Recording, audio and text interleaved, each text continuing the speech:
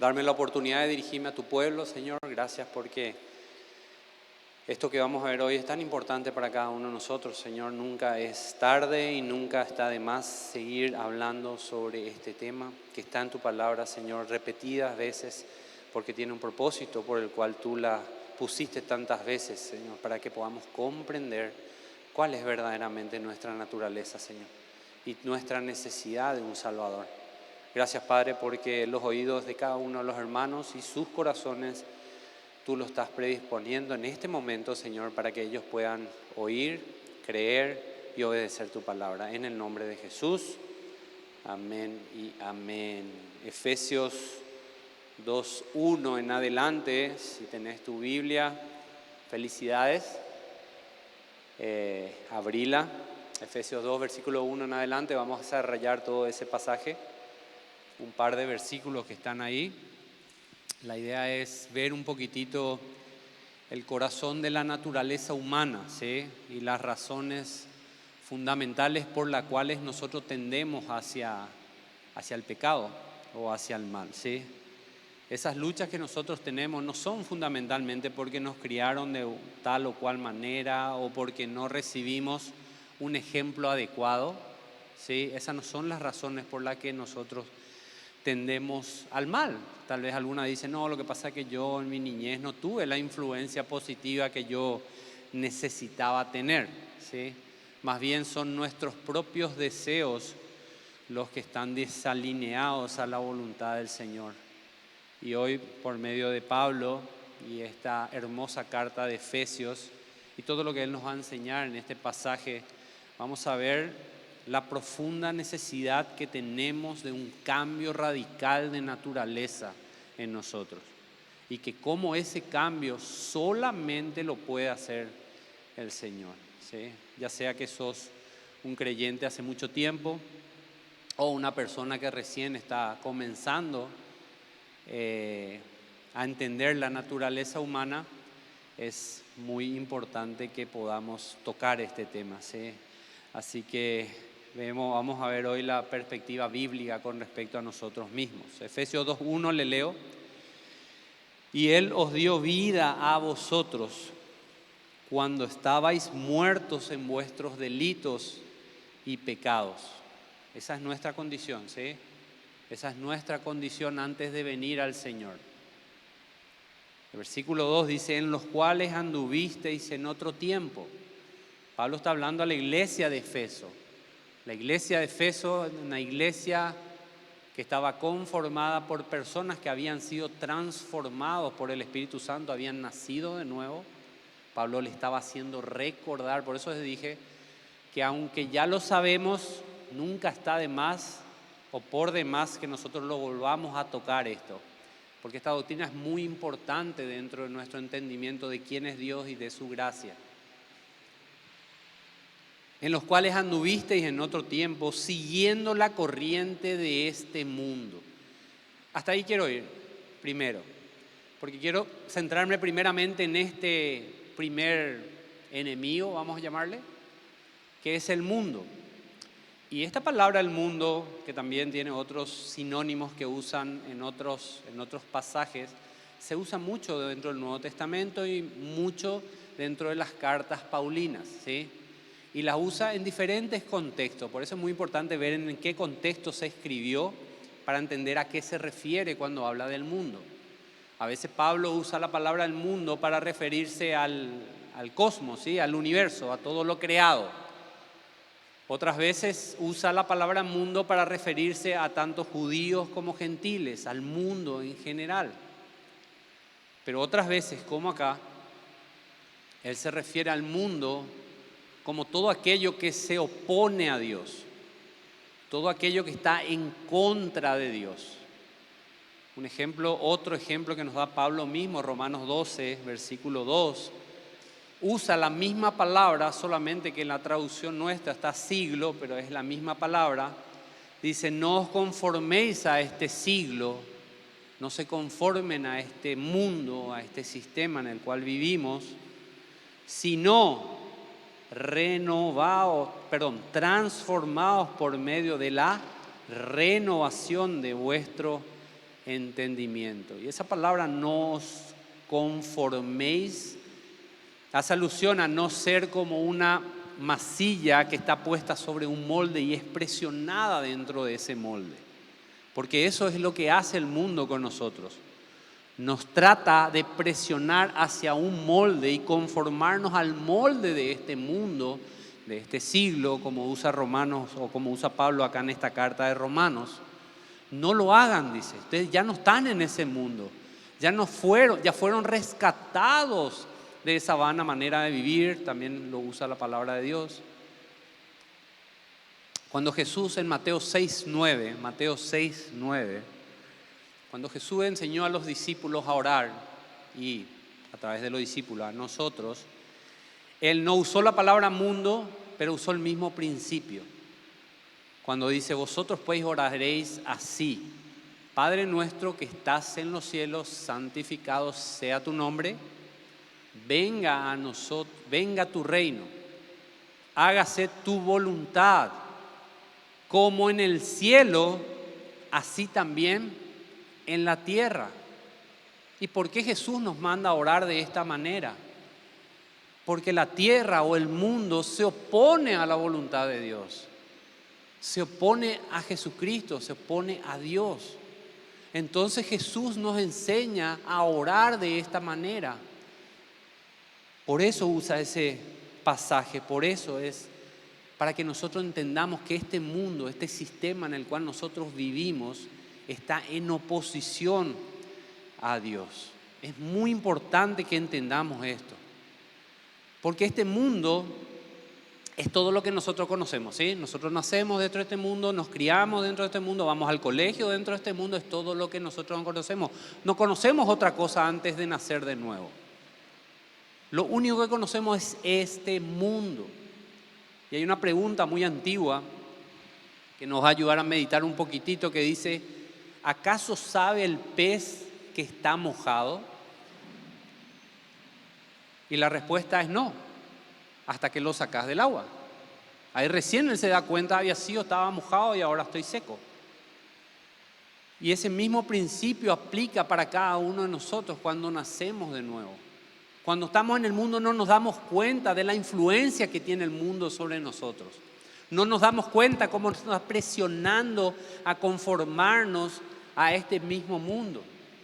Y como cristianos inclusive no nos damos cuenta de la influencia que sigue teniendo el mundo alrededor nuestro y cómo quiere seguir conformándonos a ese mismo mundo. No nos damos cuenta en el entorno de donde vivimos. Pensamos, bueno, yo ya soy cristiano y a mí no me afecta lo de afuera. Sí te afecta, porque el mundo se opone a Dios y ese mundo sigue estando acá.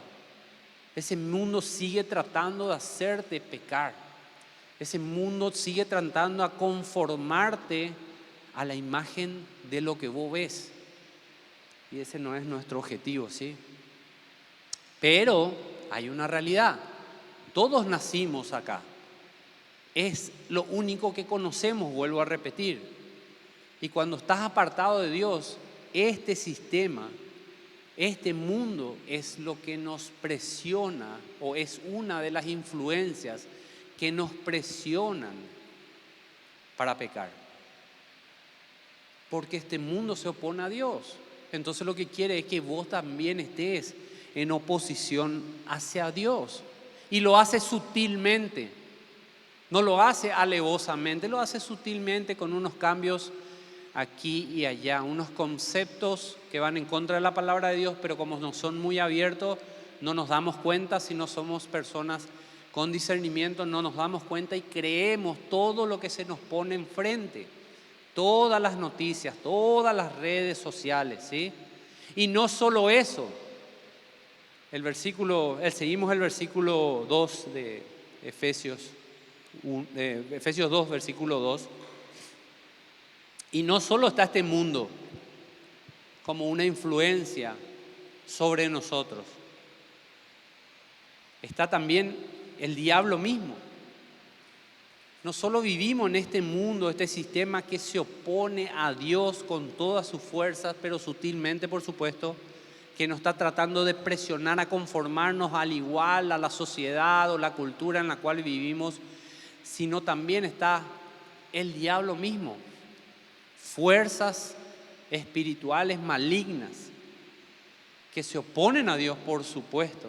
Dice, conforme al príncipe de la potestad del aire, el espíritu que ahora opera, trabaja en los hijos de desobediencia.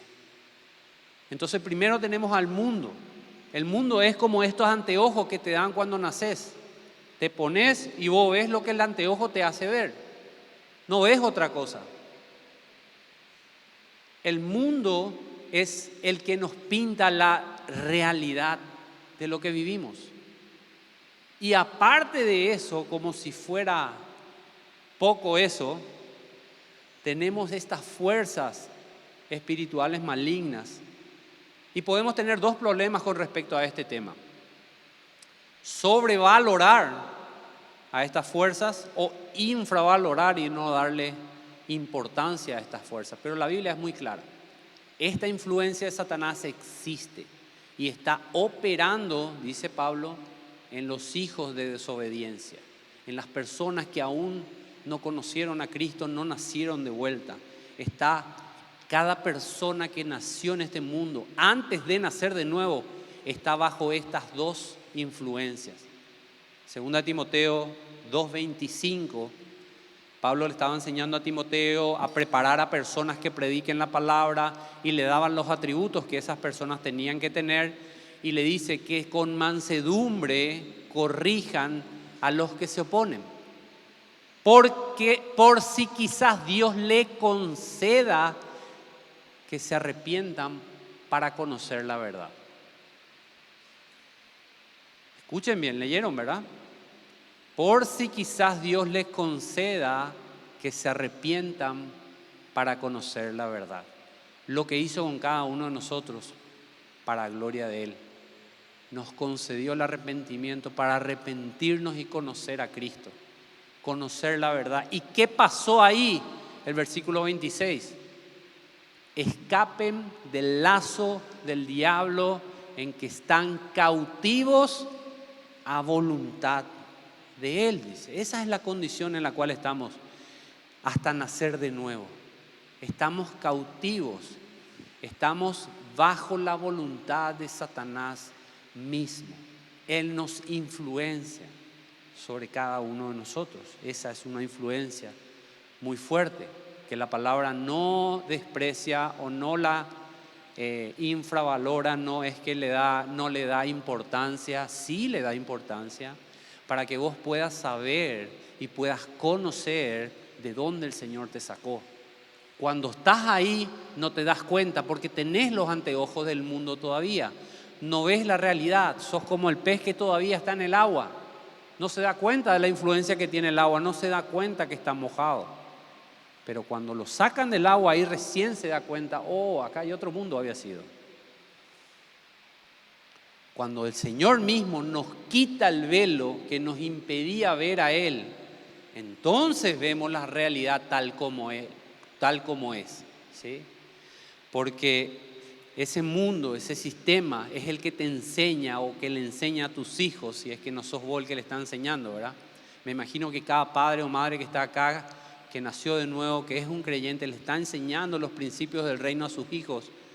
Si no ocurre eso en tu casa, el mundo se va a encargar de enseñarle los principios, como lo hizo con nosotros. Nos enseñaba qué era lo que estaba bien, qué era lo que estaba mal.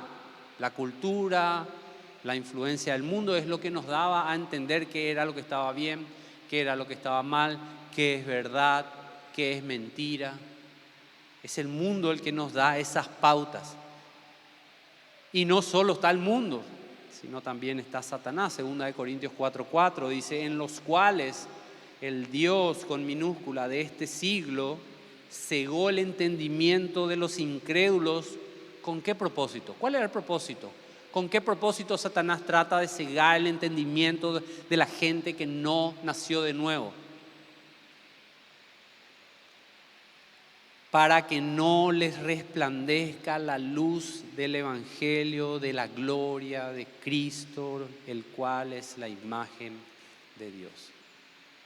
Estas fuerzas trabajan activamente para que nosotros estemos absolutamente cómodos y satisfechos con el mundo en el cual vivimos, que estemos cómodos con el pecado, que estemos cómodos con la inmoralidad, que sea algo normal, natural, que no nos demos cuenta de que hay otra cosa, que no nos demos cuenta de la santidad que el Señor exige, que no nos demos cuenta que hay un Salvador. Se ciega el entendimiento de los incrédulos. Y es una sutil oposición del mundo y unos astutos esfuerzos de Satanás para que esa persona se mantenga así durante toda su vida y muera de esa manera para poder ir al infierno. Que no se dé cuenta que hay una separación entre el pecador y Dios, que no se dé cuenta de eso. Trabajan activamente estas dos influencias, el mundo y Satanás, en contra del mundo como personas que vemos ahí afuera, fuera de la iglesia. Y a menos que piensen, ok, soy una víctima, había sido, lo que está afuera es lo que me hace ser como yo soy. Vamos al versículo 3 de Efesios 2. Entre los cuales, dice, también todos nosotros vivimos en otro tiempo. ¿En qué? En los deseos de nuestra carne, haciendo la voluntad de la carne y de los pensamientos de la mente. Y éramos, por naturaleza, hijos de ira, igual que los demás. No somos nosotros inocentes personas que estamos, bueno, la culpa es del diablo, había sido. Yo soy lo que soy por el diablo. Yo soy lo que soy porque me criaron de tal o cual manera. No, no es una realidad eso. Pablo nos aclara de que esa no es la realidad. ¿Son influencias? Sí. ¿Son influencias fuertes? Sí, por supuesto. Pero el punto es este. Nuestro problema no es esa influencia. Nuestro problema no es la forma en la que nos criaron o lo que me faltó, lo que no me dieron. El problema no es la influencia de Satanás que me está cegando el entendimiento. El problema es que estamos en los deseos de nuestra carne, haciendo la voluntad de la carne y de los pensamientos. Hace referencia a nuestra carne y a lo que nuestra carne y nuestra mente quieren. Por eso el diablo y el mundo tienen tanto poder sobre nosotros. Porque nos dan lo que queremos. Nos dan lo que nuestra carne quiere, lo que nuestra mente quiere, lo que nuestros pensamientos, antes de nacer de nuevo, por supuesto, apartados de Dios, sin conciencia de Dios real, tratando de satisfacer nuestros propios deseos a cuesta de lo que sea. Ellos solamente lo que hacen es proveer el escenario para que nosotros podamos, de nuestros pensamientos, de nuestra iniquidad propia, pecar. Esto era lo que éramos antes de venir a Cristo, cada uno de nosotros. Cada uno de nosotros. No somos individuos que si el mundo o Satanás me dejara en paz, yo iba a buscar a Dios de ninguna manera. La Biblia no dice eso. La Biblia dice que desde la caída, desde que Adán y Eva pecaron, cada ser humano que pisó la faz de la tierra nació con una naturaleza pecaminosa. Estamos inclinados hacia el mal. Nuestra naturaleza es la que nos hace pecar. No es que somos pecadores porque pecamos, sino que pecamos a consecuencia de que somos pecadores. Martín Lutero, voy a citar hablando de la depravación humana, por supuesto, decía esto que me parece muy correcto. Dice, un hombre sin el Espíritu de Dios no hace el mal en contra de su voluntad, bajo presión, como si fuera tomado del cuello y arrastrado como un ladrón a cumplir su condena, sino que lo hace espontánea y voluntariamente. Y la disposición de su voluntad hacia el pecado es algo que él mismo no puede en sus propias fuerzas restringir, alterar o eliminar. Él va por su propia voluntad deseando el mal. En Juan 3, el famoso pasaje del encuentro entre Jesús y Nicodemo. Nicodemo, una persona que empezaba a conocer de Cristo, empezaba a escuchar lo que Cristo estaba haciendo, tuvo curiosidad, era parte del Sanedrín, fue a la noche junto a Jesús y le dicen en el 3:1, había un hombre de los fariseos que se llamaba Nicodemo, un principal entre los judíos. Este vino a Jesús de noche y le dijo, Rabí, sabemos, vino con su comitiva, sabemos que has venido de Dios como maestro, porque nadie puede hacer estas señales que tú haces si no está Dios con él. ¿Era correcto lo que le dijo Nicodemo? Absolutamente. Las señales que hizo Jesús son el sello de autorización o el sello de validación de su deidad. Él hizo esas señales para mostrar que era Dios encarnado. Nicodemo se dio cuenta de esto, dijo, mira, este hombre está haciendo cosas que si Dios no está con él, es imposible que haga un ser humano. ¿Estaba en lo correcto? Sí, estaba en lo correcto Nicodemo. Se presentó respetuosamente delante del Señor, le hizo esta consulta o esta declaración a Jesús, pero la respuesta de Jesús en el 3 es fantástica. No le respondió, no le dijo, gracias Nicodemo por tus palabras, qué bueno que sepas la verdad. Él fue al corazón de Nicodemo. Nicodemo vino con una necesidad. Empezaba a dudar si este es el Mesías, si nosotros estamos haciendo esto, hay algo que no está cuadrando. El Señor estaba trabajando en el corazón de Nicodemo, se acercó a Jesús, Jesús con su, por supuesto, omnisciencia, sabía lo que había en el corazón de Nicodemo y le dice, y respondió Jesús y le dijo, de cierto te digo que el que no naciere de nuevo no puede ver el reino de Dios. Esa palabra no naciere de nuevo es anoten, significa no naciere de lo alto.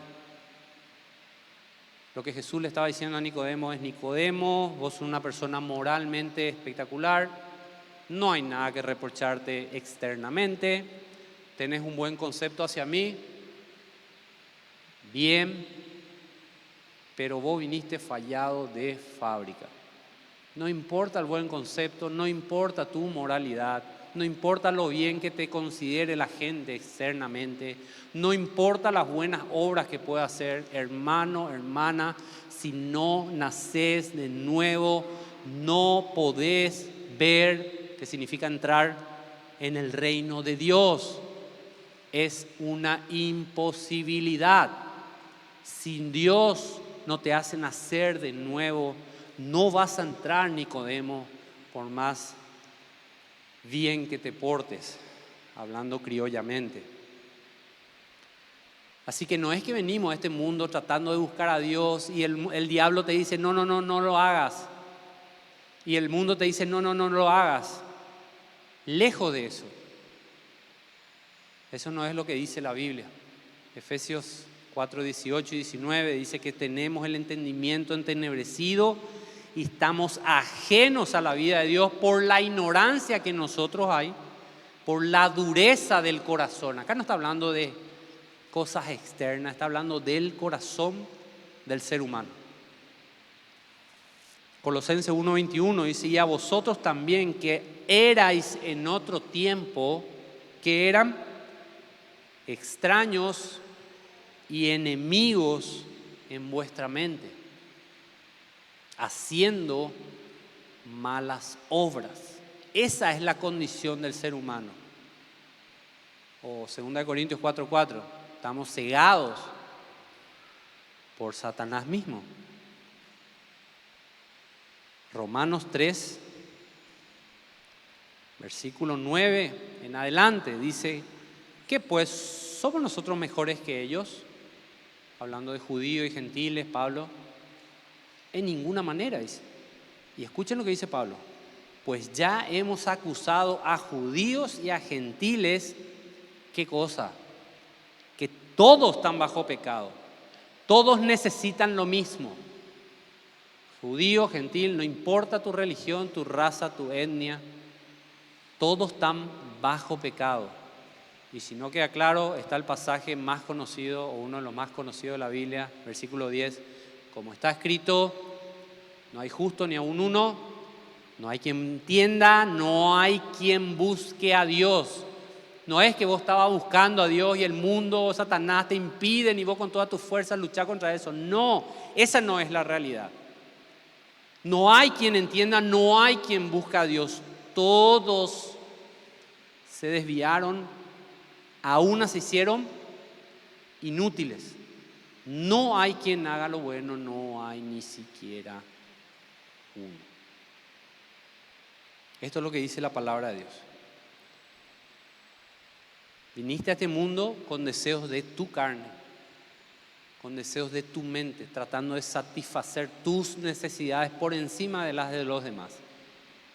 Y este mundo y Satanás proveen todo lo que vos necesitas para que sigas creciendo en eso, para que sigas siendo una persona egoísta al más alto nivel. El mundo y Satanás no te obligan a pecar. Simplemente te dan lo que tu propia naturaleza pecaminosa quiere. Él es un padre de mentiras. Él es el padre de las personas que no nacieron de nuevo. Jesús mismo dijo, ustedes son de vuestro padre el diablo. Y como buen padre, Él es proveedor de sus hijos.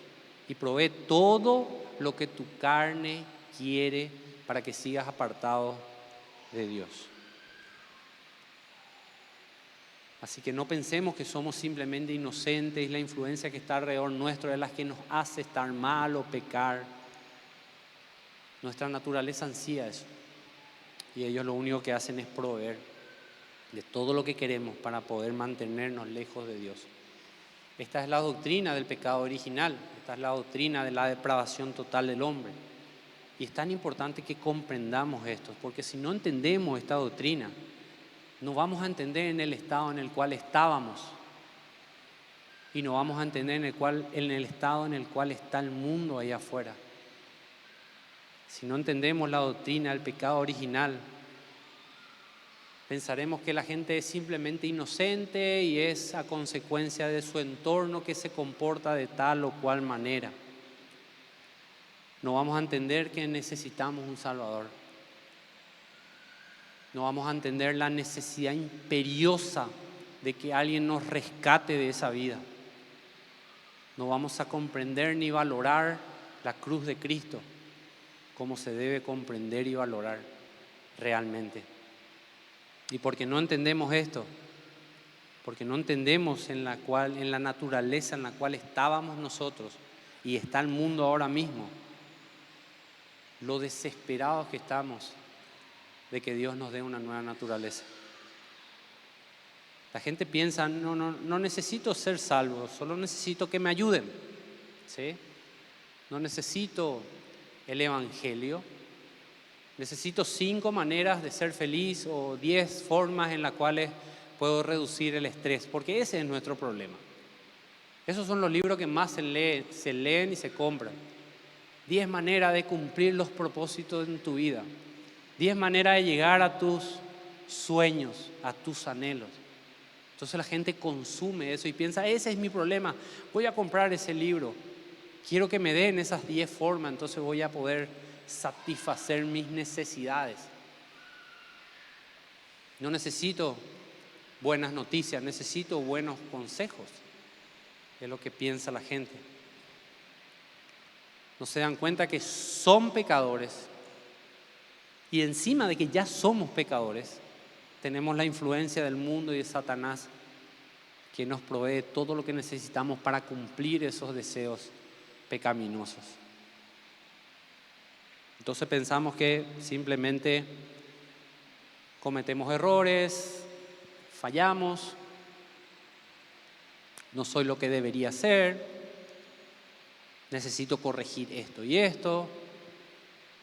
No se dan cuenta la gente que están bajo el príncipe de la potestad del aire.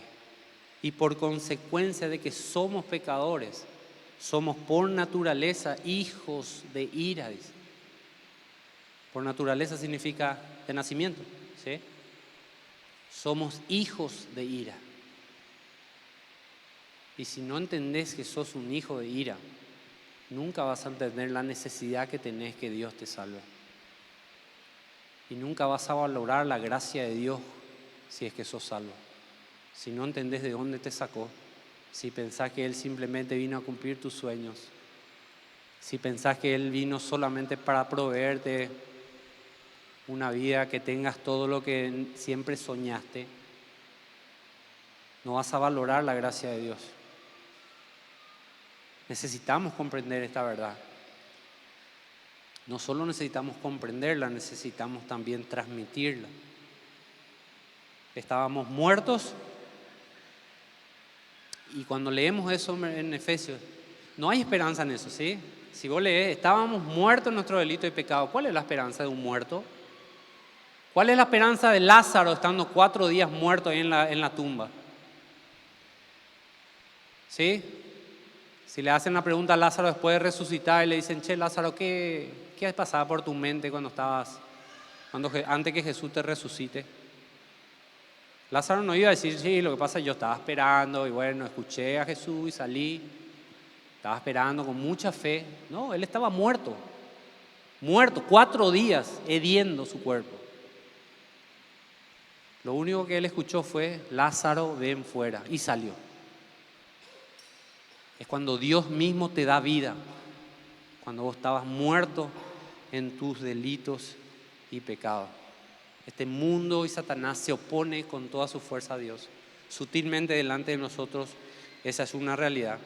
Pero lo peor de todo es que mi carne, mi mente ansía eso. Y estoy sumergido como ese pez bajo el agua en todo eso. No me doy cuenta que hay otra cosa. Y ellos se encargan de que yo no me dé cuenta. Y éramos enemigos de Dios, como dice Santiago 4:4. Y si soy enemigo de Dios, merezco con todas las letras la ira de Dios sobre mí. Mucha gente dice, bueno, yo sé que necesitaba ser salvo. Comprendo eso, ya me dijeron varias veces, escuché varias veces alguna prédica, leía un versículo por ahí, sé que necesito ser salvo. Pero ustedes saben de qué necesitamos ser salvos. De Dios, de un Dios justo y santo, de la santa ira de Dios que va a ser derramada un día sobre cada pecador que pisó esta tierra, que no fue limpiado por la sangre de Cristo. De eso necesito ser salvo. Por eso el versículo 4 nos dice esto, Efesios 2:4. Pero Dios, que es rico en misericordia, por su gran amor con que nos amó, aún estando nosotros muertos en pecado, ¿qué hizo? Nos dio vida juntamente con Cristo. Por gracia soy salvo. Dice, me encanta esto. Porque acá no hay lugar para la vanagloria. No hay nada que Dios vio en vos mejor que el otro, por eso te salvó a vos y no le salvó al otro. Es por gracia que Él nos salvó. Estábamos todos muertos. Y por su gracia y por su misericordia, Él nos dio vida juntamente con Cristo. Por gracia soy salvo. Estabas muerto, pero Dios te dio vida. Esa era tu condición, esa era mi condición. Y por la gracia de Dios hoy tenemos vida espiritual en Él. Nos dio vida juntamente con Cristo. Y esta es la doctrina de la regeneración. Esto es cuando Dios te da vida. Esto es anoten, esto es nacer de arriba. Esta es una obra 100% de Dios. No hay forma que yo me pueda dar vida a mí mismo. No hay forma que Lázaro un día diga, bueno, ya 4 días, ya me agarró hambre, voy a darme vida y salgo otra vez. No, muerto, sin ninguna fuerza, ninguna voluntad para darme mi propia vida. Necesitamos que Dios, o como que Jesús, llame a esas personas a vida. Y eso ocurre cuando escuchamos el Evangelio. Ese es el llamado de Dios. Y creemos en eso y nos arrepentimos de nuestros pecados. El Espíritu Santo nos convence de justicia, de juicio y de pecado. Ser nacido de nuevo es un acto de Dios. Y Él lo hace por su gracia, por su misericordia y para su gloria. Él te salvó para darle gloria a Él. Versículo 6 de Efesios 2 dice: y juntamente con Él nos resucitó y asimismo nos hizo sentar en los lugares celestiales con Cristo Jesús. Y esa palabra, o esas dos palabras, lugares celestiales, parece que es muy importante para Pablo, porque la repite muchas veces en Efesios. En Efesios 1:3 dice: bendito sea el Dios y Padre de nuestro Señor Jesucristo, que nos bendijo con toda bendición espiritual en los lugares celestiales en Cristo Jesús. Capítulo 1, versículo 20: la cual operó en Cristo, resucitándole de los muertos y sentándole a la diestra, a su diestra, en los lugares celestiales. Y el 21 dice: sobre todo principado y autoridad y poder y señorío, y sobre todo nombre que se nombra, no solo en este siglo, sino también en el venidero. Efesios 3, versículo 10: para que la multiforme sabiduría de Dios sea ahora dada a conocer por medio de la iglesia a todos los principales y potestades en los lugares celestiales. Interesante, ¿verdad? Ahora yo te pregunto, ¿quién te dijo que Efesios 6:12 fue escrito para tener miedo de Satanás o de los lugares celestiales? Efesios 6:12, ¿qué dice? Porque no tenemos lucha contra sangre ni carne, sino contra principados, contra potestades, contra los gobernadores de las tinieblas de este siglo, contra huestes espirituales de maldad en las regiones celestes, los lugares celestiales. Misma palabra. Efesios 6:12 no fue escrito para que tengamos miedo de ese lugar, sino para que tengamos fe en quien rige y reina en ese lugar. Cristo reina en los lugares celestiales. Él nos hizo sentar en los lugares celestiales con Él. La iglesia proclama la victoria de Cristo en los lugares celestiales, en Cristo Jesús. Y el reino de Cristo Jesús es por los siglos de los siglos. No hay reelección en el reino de Dios. Una vez que Cristo se sentó a la diestra del Padre, Él rige y reina en esos lugares celestiales. Efesios 6:12 está escrito para que vos sepas quién es el que rige y reina en ese lugar. Y justamente no tengas miedo de ese lugar. Fuimos trasladados, vuelvo a repetir, de muerte a vida, de la potestad de este mundo a los lugares celestiales, del príncipe de la potestad del aire al príncipe de paz. ¿Cuántas veces leemos la palabra estamos en Cristo? Estamos con Cristo. En su oración en Juan 17, Él decía: yo en ellos y ellos en mí. Esa es nuestra relación, esa es nuestra posición hoy mismo. Y en el versículo 7 de Efesios 2, continuando ese pasaje, vemos el propósito por el cual Dios hizo todo esto. Para mostrar en los siglos venideros, escuchen bien, las abundantes riquezas de su gracia en su bondad para con nosotros en Cristo Jesús. Por supuesto, la salvación es un privilegio que recibimos nosotros. Pero el mayor propósito de la salvación de Dios es este que está acá escrito. Es que haya una glorificación hacia el Padre por haber concedido a cada creyente la oportunidad y el perdón de pecados, y habernos concedido, como dice Juan 1:12, el ser llamados hijos de Dios sin merecerlo, para su gloria y para mostrar las abundantes riquezas de su gracia y su bondad interminable. Y el cielo lo entiende tranquilamente esto. En Apocalipsis 7, versículo 9 en adelante, les voy a leer un poquitito. El título es La multitud vestida de ropas blancas, que simboliza a la gente que fue redimida hasta el arrebatamiento. Son las personas que fueron a los cielos, están vestidas con ropas blancas y resplandecientes.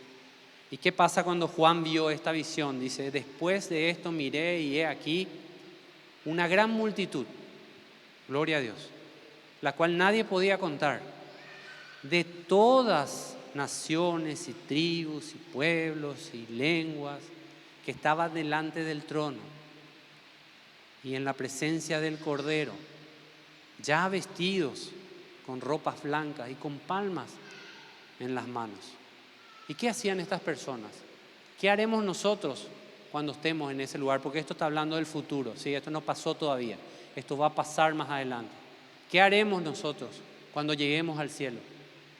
Clamaban a gran voz, escuchen bien, diciendo: la salvación pertenece a nuestro Dios, que está sentado en el trono, y al Cordero. Así que la salvación proviene y pertenece a quién solamente: a nuestro Dios, por medio del Cordero que pagó la deuda que se debía pagar. Y no solo nosotros vamos a decir eso. Escuchen lo que dice el versículo 11. Y todos los ángeles que estaban de pie alrededor del trono y de los ancianos y de los 4 seres vivientes se postraron sobre sus rostros delante del trono y adoraron a Dios, diciendo amén a lo que está diciendo la iglesia. La bendición, la gloria, la sabiduría, la acción de gracias, la honra, el poder, la fortaleza sean a nuestro Dios por los siglos de los siglos. Esto es lo que dice la palabra de Dios. Cuando yo comprendo eso, el día que nosotros estemos delante de las puertas del cielo, y si alguien en ese momento te pregunta por qué te tiene que dejar entrar al cielo, si tu respuesta es en primera persona, está mal. Si tu respuesta es sí, lo que pasa es que yo creí, porque yo confié, porque yo le abrí mi corazón a Cristo, porque yo prediqué, porque yo abrí mi célula, porque yo leía la Biblia. Si tu respuesta a la pregunta del por qué Dios te va a dejar entrar al cielo es en primera persona, es incorrecta. La respuesta correcta es en tercera persona. Es porque Él me redimió. Es porque la cruz del medio, ahí se derramó una sangre que me limpió de mis pecados. Es porque Él me dio el arrepentimiento para arrepentirme y ver la verdad y creer en eso. Es porque Él pagó la deuda que yo no podía pagar.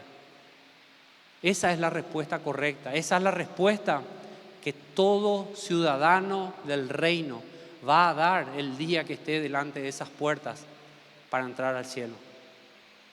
Es porque Cristo hizo la obra. Es porque Él me redimió. Él me compró. Él me liberó de la esclavitud del pecado. Él es el centro de la adoración en los cielos, porque de Él es la salvación. Cuando Dios ve a un hombre pecador, lo único que le nace es juzgarlo y condenarlo, porque Él es santo y Él es justo.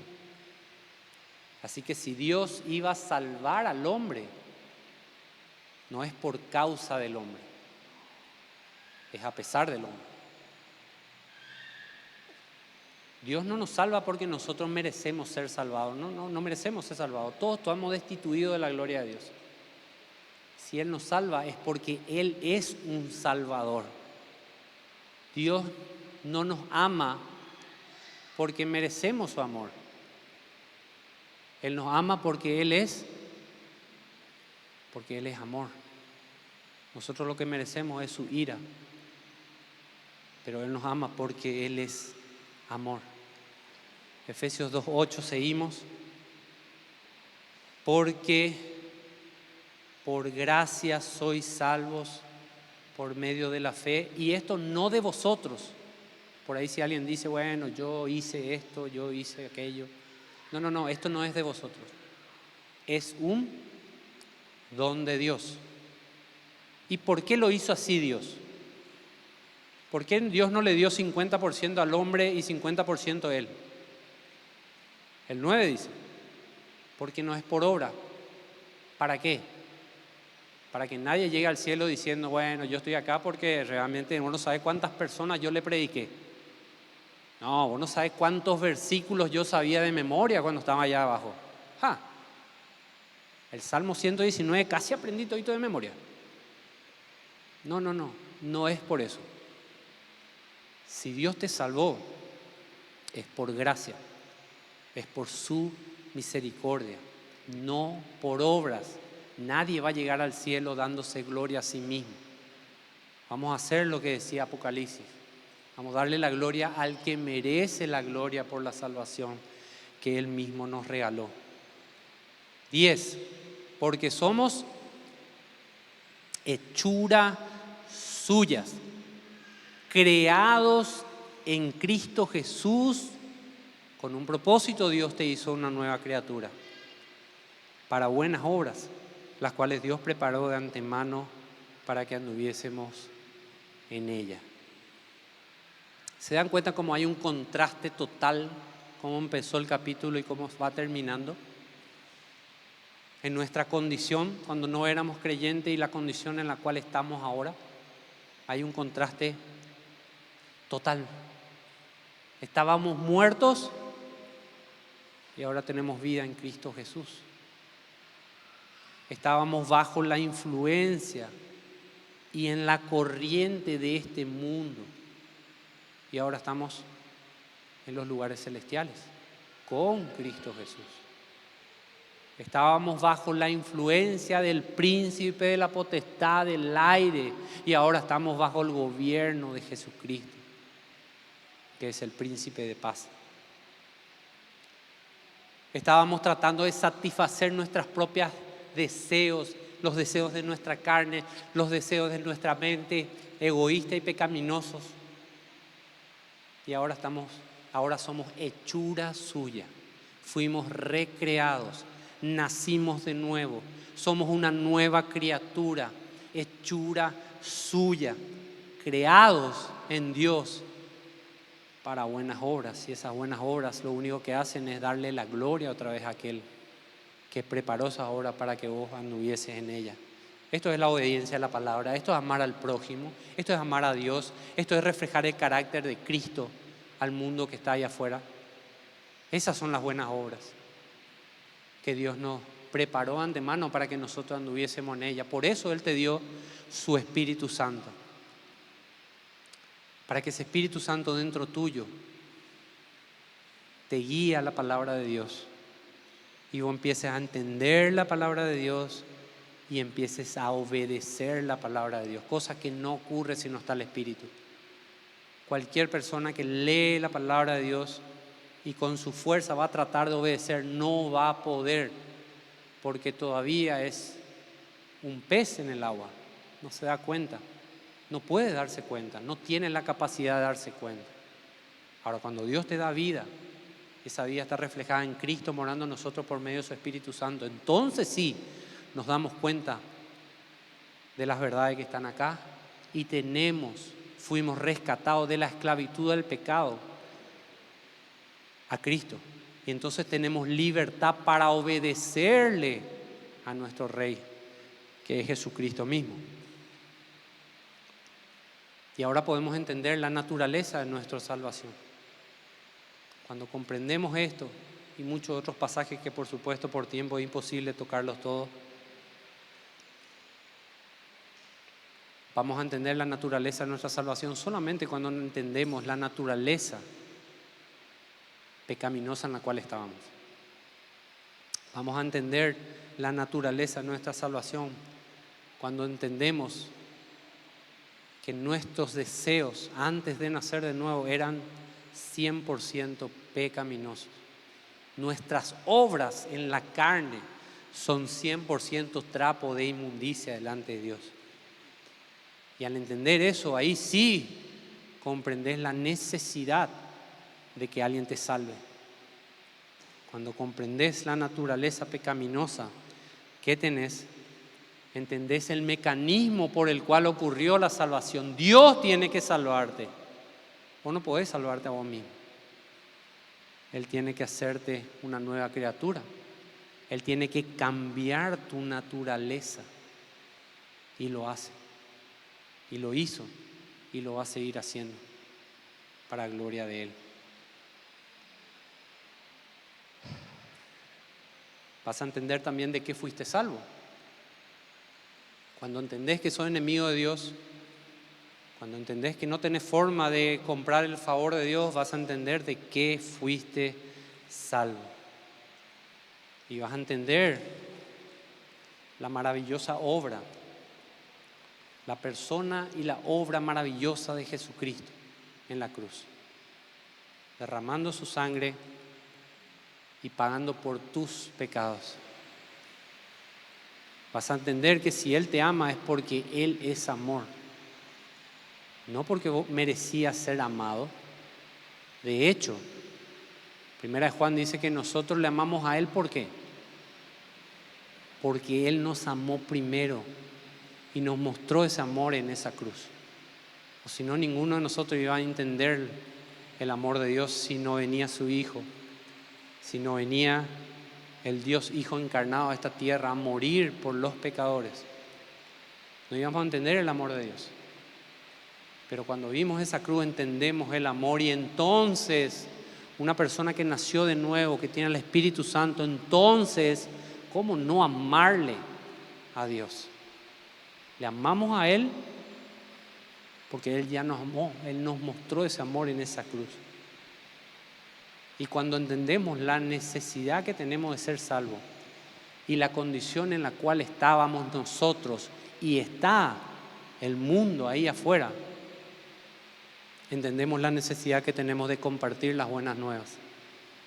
La gente no necesita tus buenos consejos, la gente necesita las buenas noticias de salvación.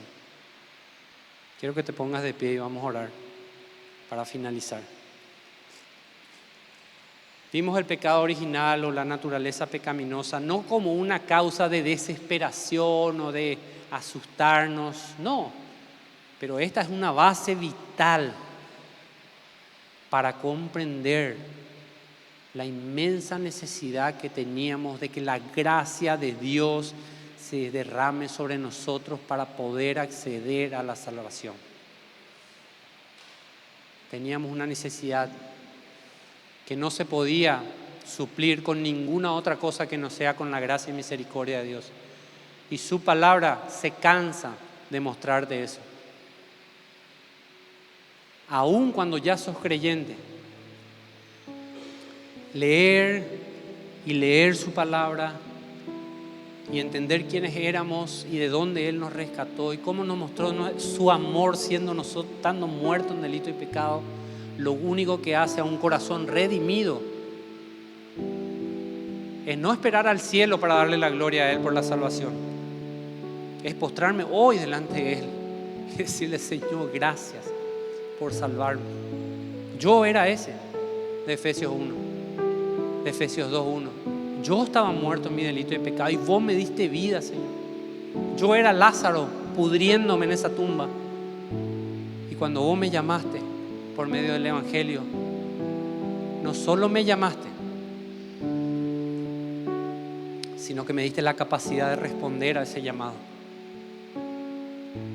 Jesús no solo le llamó a Lázaro, Jesús le dio la vida a Lázaro para que él pueda salir. Y cuando vos predicás el Evangelio a las personas correctamente, ese es el llamado de Dios para que una persona que esté muerta en su delito y pecado pueda ser transformado y llegar al conocimiento de esa persona maravillosa que es Jesucristo, y entender su obra y valorar la gracia de Dios y valorar su misericordia y servirle y amarle y obedecerle todos los días que Él nos permita vivir todavía en esta tierra. Padre, te doy gracias, Señor, por tu palabra. Gracias por este mensaje, Señor, tan oportuno. Gracias porque aun cuando ya hace mucho tiempo estamos en tus caminos, entendemos, Señor, nunca está de más entender la gracia que fue derramada para que un pecador muerto pueda tener vida. Nunca está de más darle el valor que merece esa obra de regeneración que hiciste en cada uno de nosotros, dándonos vida, Señor, cambiando nuestras naturalezas. Y por cuanto cambiaste nuestra naturaleza, nuestros deseos, Señor, nuestros impulsos se cambiaron absolutamente. Ahora anhelamos y deseamos lo que a ti te agrada. Anhelamos y deseamos lo que a ti te da gloria y honra. Aborrecemos el pecado, Señor, gracias a ti. Y anhelamos la santificación.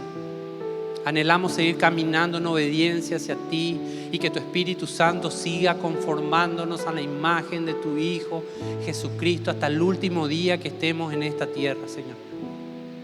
Para que cuando partamos de aquí, Señor, y lleguemos delante de tu presencia y estemos cara a cara con la persona de Jesucristo, no cometamos el error de vanagloriarnos y de decir que fue por nuestra fuerza o por nuestra inteligencia o sabiduría o lo que sea, sino que hoy mismo reconocer que si fuimos salvos es por tu gracia. Si fuimos salvos es porque Él nos compró, nos redimió, nos limpió de todo pecado, nos perdonó y nos hizo sentar en los lugares celestiales en Cristo Jesús. Gracias por tu iglesia, Señor. Gracias por cada corazón que está aquí. Porque yo sé, Señor, que cada uno de nosotros estamos aquí con un propósito, que es el escuchar tu palabra. Y a través de escuchar, tu Espíritu Santo empieza a obrar en cada corazón, Señor, haciéndole recordar cada una de las cosas que hablamos el día de hoy, Señor, porque todo está conforme a tu palabra. Gracias por cada corazón enseñable. Gracias porque, Señor, quitaste el velo en nuestros ojos y hoy podemos ver la luz. Y no solo ver la luz, Señor, sino que tu Espíritu Santo sigue iluminando la palabra que Él mismo inspiró para que podamos comprender y cada vez más ir más profundo y ser un agradecido a ti por toda nuestra vida y por toda la eternidad. Bendigo a cada persona que está en este lugar, Señor, te doy gracias por sus vidas y te ruego que les sigas hablando el día de hoy y en cada momento que abran sus Biblias, Señor, sobre tu gracia, sobre tu perdón inmerecido hacia nosotros.